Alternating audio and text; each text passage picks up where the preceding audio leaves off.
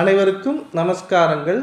சரவெடி வெடிக்கப் போகின்ற எனது அருமை கடகராசி நேர்களே, வெறுத்து போயிட்டீங்க.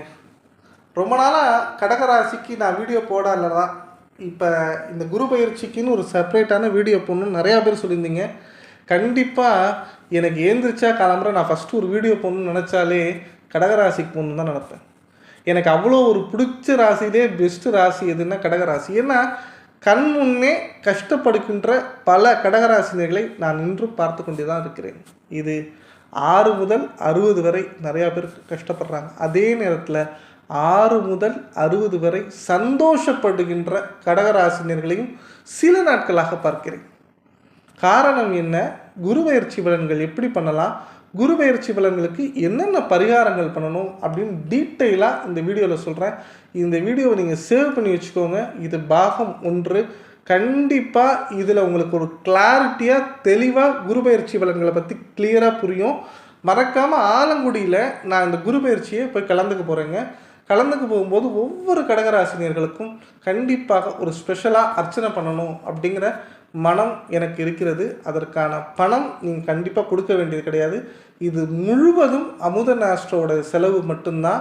உங்களுடைய பெயர் நட்சத்திரம் கமெண்ட் பாக்ஸில் பதிவு பண்ணுங்கள். கட்டாயமாக ஒவ்வொரு கடகராசினர்களும் நல்லா இருக்கணும், அவருடைய குடும்பம் நன்றாக இருக்க வேண்டும், அவர்களுடைய தொழில் நன்றாக இருக்க வேண்டும், அவருடைய சொல்லை காப்பாற்ற வேண்டும், கடன் பிரச்சனைகள் தீர வேண்டும், மனதில் நினைத்தது நடக்க வேண்டும், இறைவன் அருள் பரிபூரணமாக கிடைக்க வேண்டும் என்கின்ற கோரிக்கையோடு கண்டிப்பாக உங்களுக்காக நான் பிரார்த்திக்கிறேன்.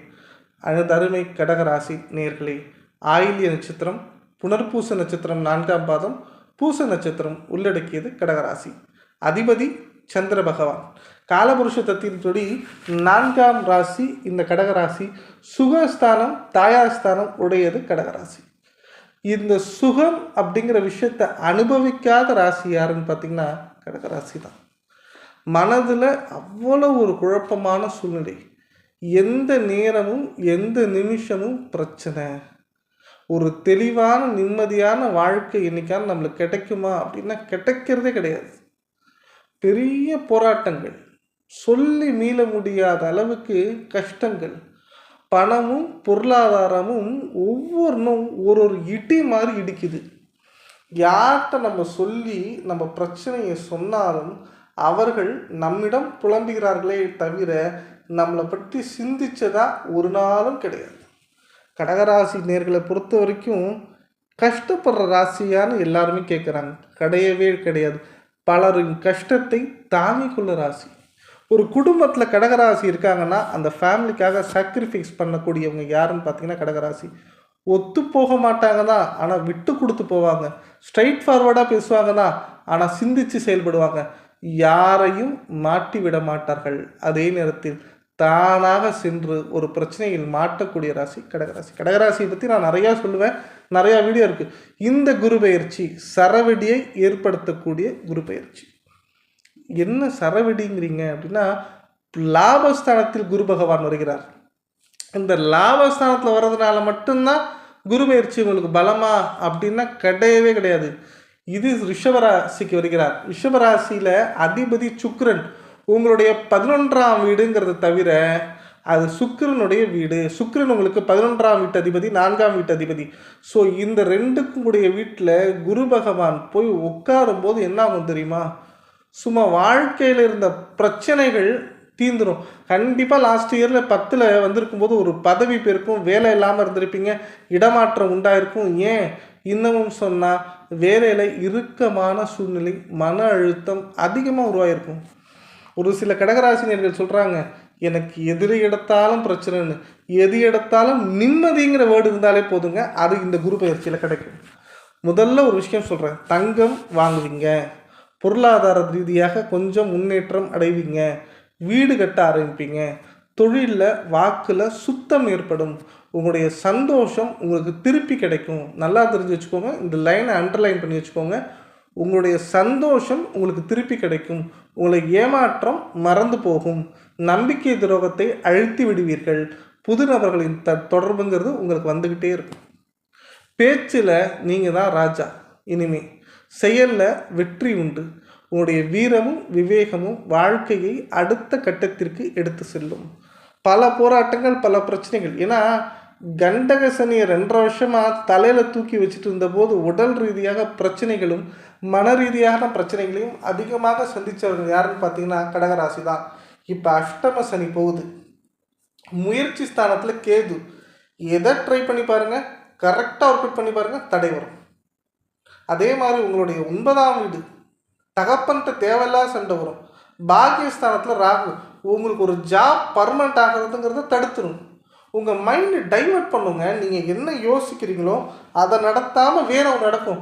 நீங்கள் வேணால் நாளைக்கு இதுதான் நான் செய்யணும்னு முடிவு பண்ணுங்கள், அதை நீங்கள் அப்படியே செய்யவே முடியாது. ஏதோ ஒன்று செஞ்சு முடிச்சுட்டு அந்த டே முடிஞ்சது நிம்மதியாக இருப்பீங்களே தவிர நான் நினைத்த வேலையை 100% முடித்து விட்டேன் அப்படின்னு நினைக்கக்கூடிய ஒரு கடகராசினியர்களும் கிடையாது. காரணம் அந்தளவுக்கு ராகு குழப்புவார். நீங்கள் சரியான பாதையில் சென்றால் கூட அது சரியாக தப்பான்னு யோசிக்க வைப்பார். வீட்டு வாசலை விட்டு வெளில வரும்போது ரைட்டில் போகிறீங்களா லெஃப்டில் திரும்புறீங்களான்னு உங்களுக்கே தெரியாது. அந்த அளவுக்கு ஒரு குழப்பத்தை ஏற்படுத்துவார்.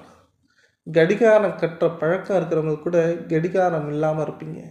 உங்கள் வாட்ச் ரிப்பேர் ஆகிருக்கும், உங்களுக்கு வாட்சே வேண்டாங்கிற அளவுக்கு வெறுத்து போயிருக்கும். கடிகாரத்தை பார்த்து பார்த்து உங்களை நீங்களே கோவப்பட்டுட்ருப்பீங்க. சாப்பிட நிறைய இடத்துல மறந்துருப்பீங்க. சந்தோஷத்திற்காக அலைந்து கொண்டிருப்பீர்கள். உங்கள் சந்தோஷம் இதுதான் ஒன்று ஃபிக்ஸ் பண்ணி அதனோடையே ட்ராவல் பண்ணுவீங்க. இயற்கையாக உங்கள் சந்தோஷம் என்ன தெரியுமா, உங்களை நீங்கள் கேர்டேக் பண்ணிக்கிறீங்க பாருங்கள், அதுதான் சந்தோஷம். உங்கள் உடல்நிலையை பற்றி உங்களுக்கு அக்கறையே கிடையாது. நான் கடகராசிக்காரங்களை திட்டலை, உங்களுக்கு நீங்கள் தான் இம்பார்ட்டன்ட். இந்த குரு பயிற்சி 1 வருஷங்கிறது கிடையாதுங்க, 14 மாதமும் நீங்கள் 4 விஷயங்கள் செஞ்சாகணும். கல்யாணம் ஆகலை கடகராசினியர்கள்லாம் தாராளமாக கல்யாணம் பண்ணிக்கோங்க. சார் 11 குரு வந்தால் திருமணம் பண்ணலாமா? 2ஆம் திருமணம் தான் பண்ணலான்னு சொல்கிறாங்க. 11ங்கிறது லாபஸ்தானத்தில் குரு பகவான் சுக்கிரனோட சேரும்போது காதல் திருமணம் ஏற்படும்னு சொல்கிறாங்க. இதெல்லாம் உண்மையா? காதல் திருமணம் அரேஞ்ச்டு மேரேஜாக மாறும். ஒன்று, திருமணம் அப்படிங்கிறது கண்டிப்பாக ஏற்படும். நீங்கள் யாரோ ஒருத்தங்களை காதலிக்கிறீங்க, நடக்கவே நடக்காதுங்கிற திருமணமாக இருந்தாலும் சரி, பிரச்சனை வருங்கிற திருமணமாக இருந்தாலும் சரி, நீங்கள் இன்னமும் சொல்ல முடியாத சில விஷயங்களாக இருந்தாலும் சரி, சாதகமாக நடக்கும். இதுதான் நடக்கும் கடகராசிக்கு. ஏன்னா லாபஸ்தானத்தில் சுபருடைய தொடர்புடைய சுக்கிரன் இருந்தார்னா எக்ஸாக்டாக சூப்பராக நடக்கும். அதிலும் சுக்கிர திசை நடந்தால் ரொம்ப அமோகமாக இருக்கும். சுக்கிர திசையில் சுக்கிர புத்தினா சொல்லவே வேண்டாம். உங்களுக்கு சனி திசை நடந்ததுன்னா ரொம்ப ரொம்ப ஸ்டாப்பில் இருப்பீங்க. குரு திசைனா சுமாராக இருக்கும். ராகு திசைனா மீடியமாக இருக்கும். செவ்வாய் திசைனா அருமையாக இருக்கும். நோய் நொடி பிரச்சனை எல்லாம் சரியாயிடும். இந்த 1 வருஷத்தில் உங்கள் உடலில் என்ன பிரச்சனை இருந்தாலும் அதை சரியாக கையாண்டு அந்த பிரச்சனையை ஃபுல்லாக நீங்கள் என்ன செஞ்சிடலாம், ரெக்டிஃபை பண்ணிடலாம். ஏன்னா கண்டக சனி கொடுத்த பிரச்சனையை தீர்க்கக்கூடிய அமைப்பு லாபஸ்தானத்தில் உண்டு. மருத்துவ செலவுகள் குறையும். குழந்தை அமைப்பு இல்லாத எல்லா கடகராசினியர்களும் இப்போ நீங்கள் ட்ரீட்மெண்ட் எடுத்தீங்கன்னா குழந்தை பாக்கியம் கண்டிப்பாக உண்டு. குலதெய்வ அருளே இல்லை அப்படின்னா குலதெய்வ அருள் கிடைக்கக்கூடிய நேரம் காலகட்டம் அப்படின்னு சொல்லலாம். கடகராசிக்காரங்களை பொறுத்த வரைக்கும் லாஸ்ட்டாக ஒரு விஷயம் சொல்கிறேன். உங்கள் மனசில் ஒரு விஷயந்தான், ஃபேமிலி, வேலைவாய்ப்பு, குழந்தை, கல்யாணம், இதெல்லாம் தாண்டி பணம், நம்பிக்கை, ரெண்டுத்துக்காக நான் படுற பொறுமை யாருக்கும் சொல்லி மீள முடியாதுன்னு. பொறுமை நம்பிக்கைங்கிற ஒரு வேர்டுக்காக வாழ்ந்துட்டுருக்கீங்களே, பொறுமை நம்பிக்கை உங்களுக்கு கண்டிப்பாக நல்லது செய்யும் அப்படின்னு சொல்கிறேன். நீங்கள் வேணால் எழுதி வச்சு பாருங்கள். மே மாதம் தொடங்கி அக்டோபர் மாதத்துக்குள்ளே ஒரு சுபிக்ஷமான நேரம் உங்களுக்கு கண்டிப்பாக இருக்குது. இந்த சுபிக்ஷமான நேரத்தில் உங்களுக்கு தேவையான ஒவ்வொரு நல்ல விஷயங்களையும் ஒன்றன் பின் ஒன்றாக செஞ்சிங்கன்னா அதில் வெற்றி கண்டிப்பாக உண்டுங்க. உங்களுடைய விரயம் குறையும், மருத்துவ செலவு குறையும், வாழ்க்கை முன்னேற்றம் அடையும், புது நபர்களின் தொடர்புகள் ஏற்படும், உங்களுடைய பிரச்சனைகள் சால்வ் ஆகும். இன்னமும் லாஸ்ட்டாக ஒரு விஷயம் சொல்லணும்னா தெளிவான சிந்தனை கிடைக்குங்க. கடகராசினியர்களே, இப்போ வரைக்கும் சொன்னது சும்மா ஒரு ட்ரையல் குரு பயிற்சி பலன்கள் தான். கடகராசினியர்களுக்கு இன்னும் எக்ஸாக்டாக எந்த மாதம் என்ன செய்யணும், எப்படி இருக்கும், என்னென்ன பரிகாரங்கள் செய்யணும், குரு பயிற்சி பலன்களில் நீங்கள் என்ன செய்யக்கூடாதுங்கிற கிளியரான பிக்சரோட பாகம் 2 அடுத்த வாரம் சொல்கிறேன். மறக்காமல் இப்போ நான் இந்த ஆலங்குடி கோயிலுக்கு கிளம்பிட்டுருக்கேன். இதில் உங்களுக்கு நிறைய நல்லது நடக்கணும் அப்படிங்கிறதுக்காக உங்களுடைய பெயர் நட்சத்திரத்தை பதிவு பண்ணுங்கள். கண்டிப்பாக ஒவ்வொரு கடகராசினியர்களும் நல்லா இருக்கணும்னு நான் கண்டிப்பாக இறைவனை பிரார்த்திக்கிறேன். நன்றி, வணக்கம்.